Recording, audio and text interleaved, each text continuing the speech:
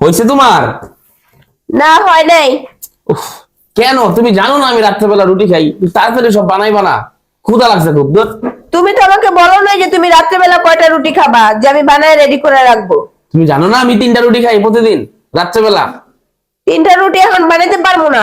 পানি গুলাও, আটা গুলাও, পানি দিয়া ঠান্ডার মধ্যে আমি 3টা রুটি বানাইতে পারবো না। ঠিক করে বলো কয়টা রুটি খাবা। আচ্ছা ঠিক আছে, 2টা রুটি বানাও। না ভাই, এখনো 2টা রুটিও বানাইতে পারবো না। ওই 2টা রুটি বানাইতে গেলেও আটা গুলান লাগবো, পানি ছানা লাগবো, ঠান্ডার মধ্যে পারবো না। এটা কোনো কথা? তা রাত করে কি আমি না খেয়ে থাকবো? আচ্ছা ঠিক আছে, একটা তো বানাই দিবা।